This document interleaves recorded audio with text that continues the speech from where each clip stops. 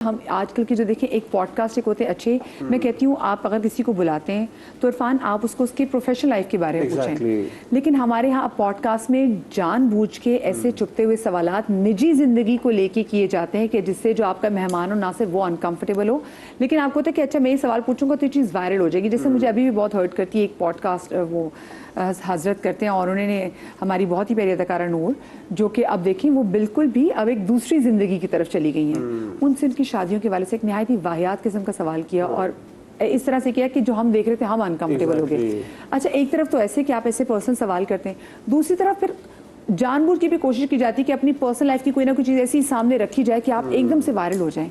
ये क्या ट्रेंड अब सामने आ गया है? एग्जैक्टली मुझे आपने बहुत अच्छा सवाल किया। मुझे लगता है आजकल यही ट्रेंड पर है कि आप उनसे ऐसा सवाल पूछें कि वो वायरल हो जाए, रील से वो वायरल हो जाए और ताकि उसके बाद वो हर मतलब मैं ये नहीं पूछूंगी कि अच्छा इरफान आप इतने जबरदस्त इन्फ्लुएंसर, आपने कितने साल मेहनत की, कैसे आप आगे तक पहुंचे, क्या क्या चैलेंजेस हैं।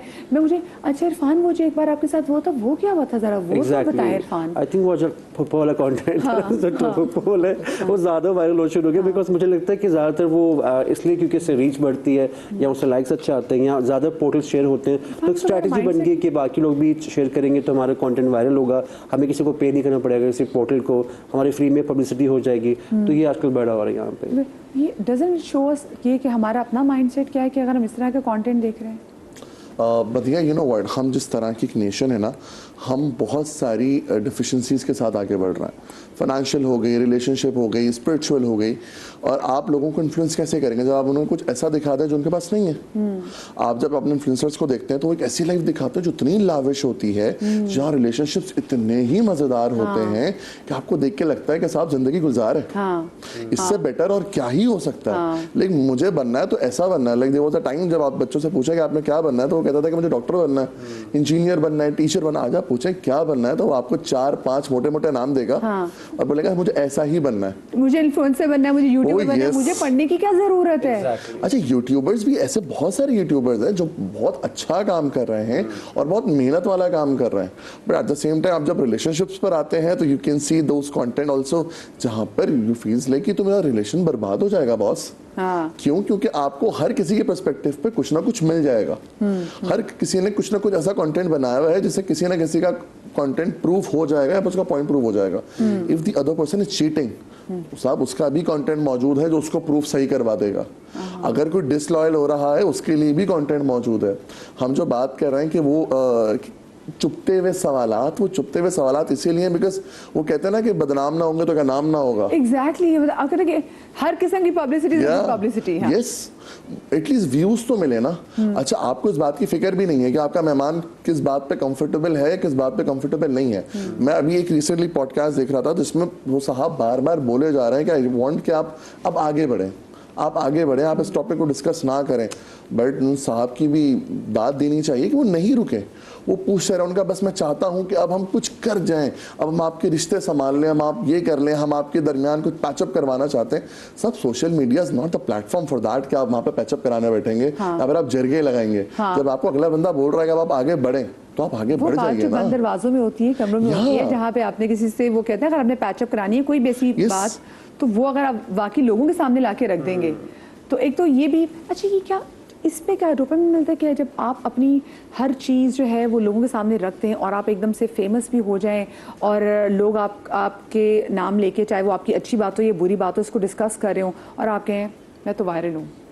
So like that is another way of getting attention, right? कितनी दफ़ा ऐसे हुआ है कि लोगों ने like रेंट की चीज़ें ली हुई हैं या वो रियल लाइफ नहीं, बट टू शो कि यू नो आपको ये नहीं मिल सकता और मेरे पास ही है और मैं कितना मुतमईन और खुश हूँ। बट मैंने जो एक्सपीरियंस किया है कि अगर मैं अपनी दोस्तों के साथ, स्कूल की फ्रेंड्स के साथ स्पेसिफिकली, मुझे तस्वीर लेना याद नहीं रहता। तो अगर आप वाकई इतना एंजॉय कर रहे होते हो तो आपके अंदर इतनी नीड नहीं होती कि मुझे वैलिडेशन चाहिए, मुझे अटेंशन चाहिए।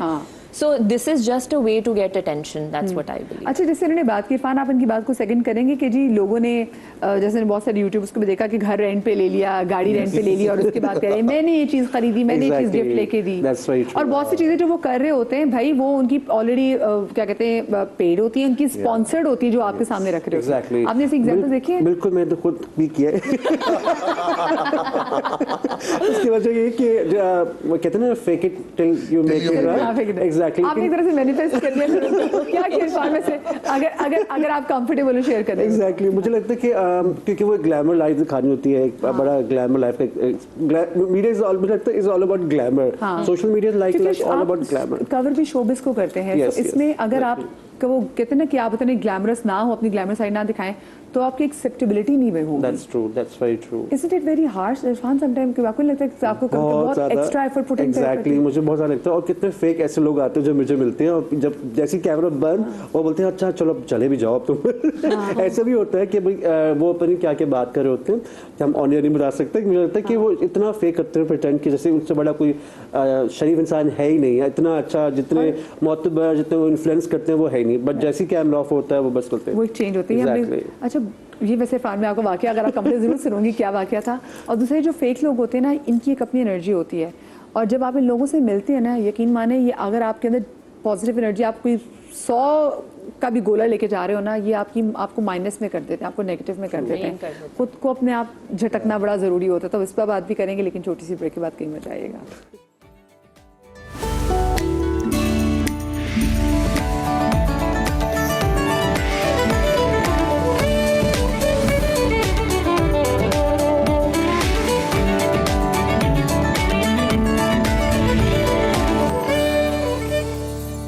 जी welcome back after the break. और ब्रेक के बाद हमें ज्वाइन करे हैं डॉक्टर एजाज वारिस, जो कि मारूफ आरजे हैं, वीलॉगर भी हैं, वो भी हमें ज्वाइन करेंगे। डॉक्टर साहब आपको हम शो में खुश आमदीद कहते हैं। अस्सलाम वालेकुम, कैसी हैं आप Madiya? Good to see you after a long time. Thank you so much for inviting me. Thank you so much कि आप मेरे शो में आए। अब हम गुफ्तगू के सिलसिले को में हम आपको भी ऐड करेंगे। मैं ब्रेक पे जाने से पहले आपसे कुछ वाकया सुनना चाहती थी इरफान, अगर if you are comfortable sharing, क्योंकि जो हम कह रहे थे ना कि हम बहुत सी चीज़ें जो हैं वो अपने कंटेंट के लिए बनाते हैं, सो उसमें आप अगर शेयर करना चाहें वाकया। मैंने तो बहुत सारे कंटेंट बनाए हैं, मुझे देखिए मेरी बात बैशिंग भी मिली है और कभी अप्रिसिएशन भी मिली है। तो कभी ऐसा होता है कि आप अच्छा बना रहे होते हैं तो वो आपके ऑपोजिट हो जाता है। मैंने एक सेलिब्रिटी वो भी होस्टिंग करती हैं, तो मैंने इनकी पूरी वीडियो बना ली, इंटरव्यू कर लिया, और जब मैं घर गया जो वो इतनी वायरल हो गई कि सेट कि आपने मेरी वीडियो क्यों लगाई, मेरी रिंकल्स नजर आ रही है उस पे। ओह यस, मैंने भी स्टोरी डाली थी। ठीक है, तो ये कभी-कभी आपके साथ ना अगेंस्ट भी चीजें हो जाती हैं। तो मुझे लगता है ये चीजें जो हम किसी की फेवर में कर रहे होते हैं वो उल्टा हमारे अगेंस्ट में हो जाती है। हाँ ये बात। अच्छा ये मैं डॉक्टर साहब वैसे आपसे जानना चाहूँगी कि आजकल जो सोशल मीडिया का जो इम्पैक्ट है हम पे, क्योंकि अब तो हमारे जो बच्चे हैं वो भी एक्सपोज हो चुके हैं, ऐसे हर बच्चे के पास, छोटे छोटे बच्चों के पास फ़ोन भी है, बच्चे वो कंटेंट भी देख रहे हैं, बच्चे वो वीलॉग्स भी देख रहे हैं जो बड़ों को नहीं देखने चाहिए। और हमारे पास अब वैसे भी स्क्रॉल करते हुए सोशल मीडिया पे ऐसा क्रिंज कंटेंट सामने आ जाता है जो मैं कहती हूँ कि ये सोशल मीडिया पे नहीं होना चाहिए, लेकिन वेरी अनफॉर्चुनेटली वो क्रिंज कंटेंट टेलीविजन पे चला हुआ होता है। क्या इम्पैक्ट होता है इसका लोगों पे, ये बताइएगा। देखिए मेरा अपना ये ख्याल है मदिया कि इस वक्त जो दौर सोशल मीडिया का चल रहा है ना, इससे बुरा दौर शायद आज तक मैंने नहीं देखा। आजकल के दौर में मैं यही, देखिए आपने नोट किया होगा, अक्सर मैं ये बात करता हूँ अपने वीडियोस में कि जो मैं तनकीद भी करता हूँ, ये मैं always I am go for तनकीद बराए इस्लाह, कि ये जो हम कंटेंट दिखा रहे हैं स्पेशली ऑन द टीवी, क्या ये हमारे बच्चे इसके मुतहम्मिल हो सकते हैं? एक ज़माना था कि हमारे ड्रामे होते थे जो कि सब फैमिली मिल के बैठ के देखती थी।